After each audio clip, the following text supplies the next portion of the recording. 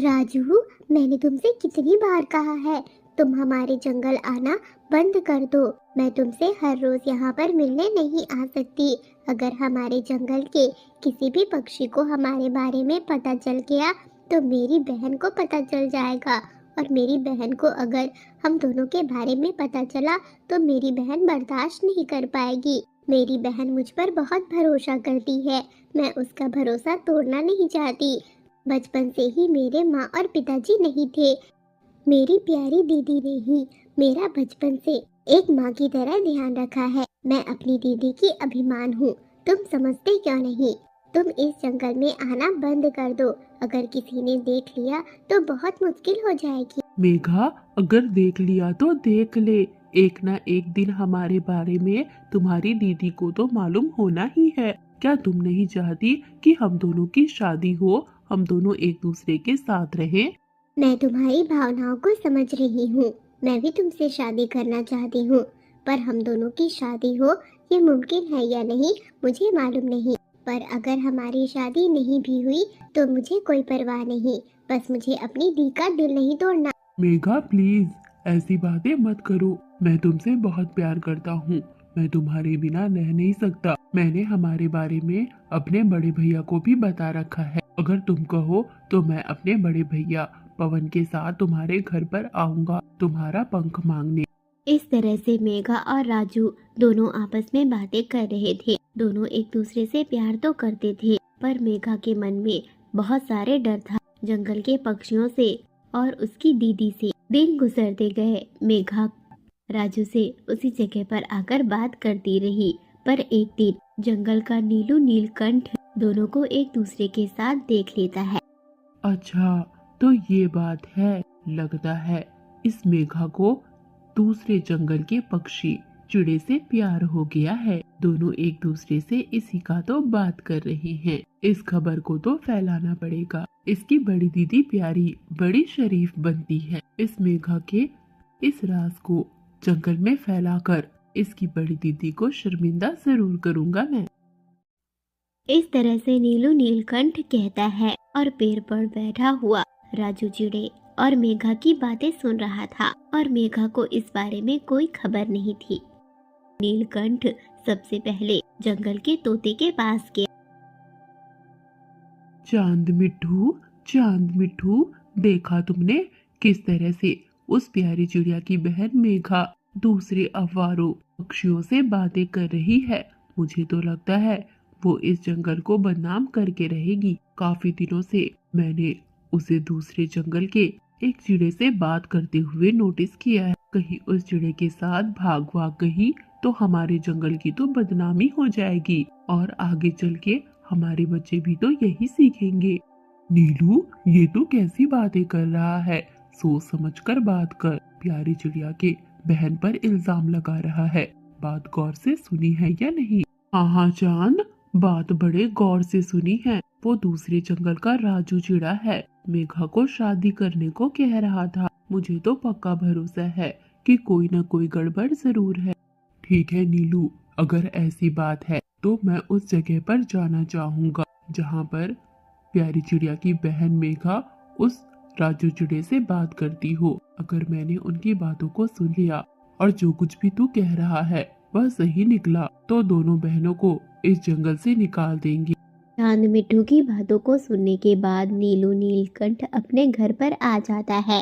रात गुजर गई थी। अगली सुबह होते ही नीलू नीलकंठ उसी जगह पर आता है जहाँ पर दोनों प्रेमी आपस में बातें करते थे, राजू और मेघा।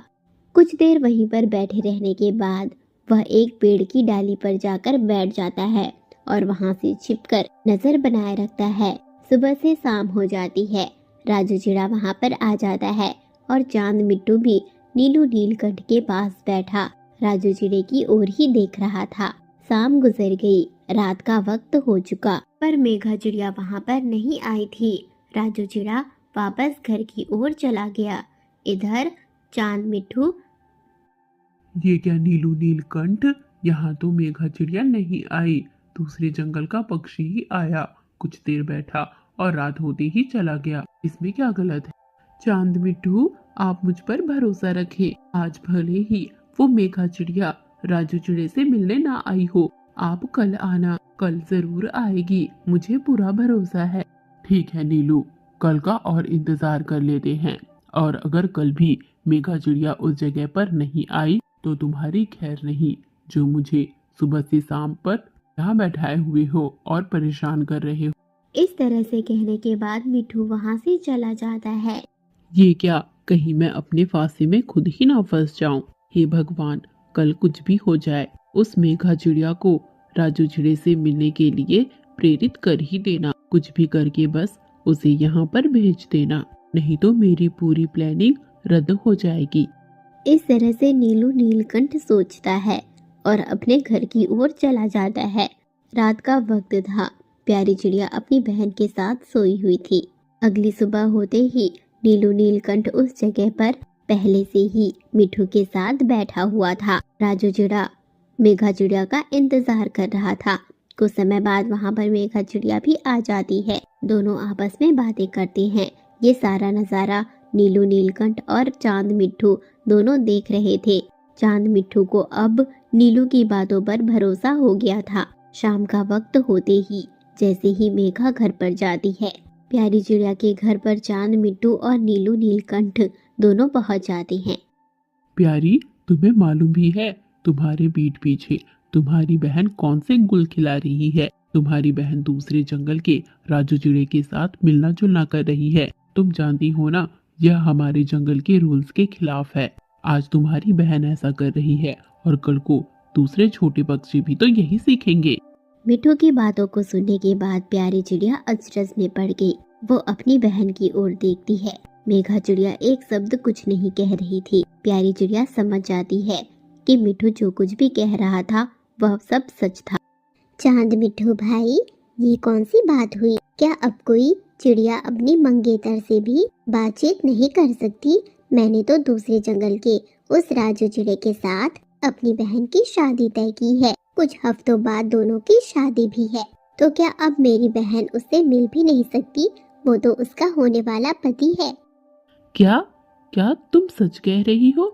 तुमने अपनी बहन की शादी तय कर दी और जंगल के किसी भी पक्षी को बताया नहीं? नहीं नहीं मिठू भाई, प्यारी चिड़िया झूठ बोल रही है। कोई शादी वादी तय नहीं हुई।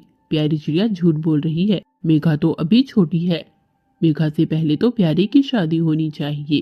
नीलू भाई, मुझे मालूम है कि मेघा से बड़ी हूँ मैं, पर आप सभी यह बात बहुत अच्छी तरह से जानते हैं कि हमारे माँ बाप कोई नहीं। मैं अपनी शादी करने से पहले अपनी बहन की शादी करना चाहती हूँ। उसे विदा करने के बाद ही मैं अपनी शादी का सोचूंगी। मैं मेघा की बहन बाद में, उसकी माँ पहले हूँ। प्यारी बहन, मुझे माफ कर दो। मुझे इस बारे में कुछ मालूम नहीं था और तुमने भी तो जंगल में किसी को भी अपनी बहन मेघा के शादी के बारे में कुछ बताया ही नहीं। तुम्हें मेघा की शादी के बारे में जंगल के पक्षियों को बताना चाहिए था। पर कोई बात नहीं, जब तुम्हारी बहन की शादी हो रही होगी उस वक्त जरूर बता देना। इस नीलू की बातों में फंसकर पूरा 2 दिन बर्बाद हो गया मेरा। काम धाम बंद करके बस मैं इस नीलू की बातों पर भरोसा कर बैठा। बहुत बड़ी गलती हो गई, मुझे माफ कर दो। अब मैं चलता हूँ। इस तरह से कहने के बाद चांद मिट्ठू वहाँ से चला जाता है। नीलू नीलकंठ भी चांद मिट्ठू के पीछे पीछे ही चला जाता है। इधर प्यारी चिड़िया मेघा की ओर देखती है और उससे कहती है, कौन है वो राजू चिड़ा जिससे तुम बात करती हो?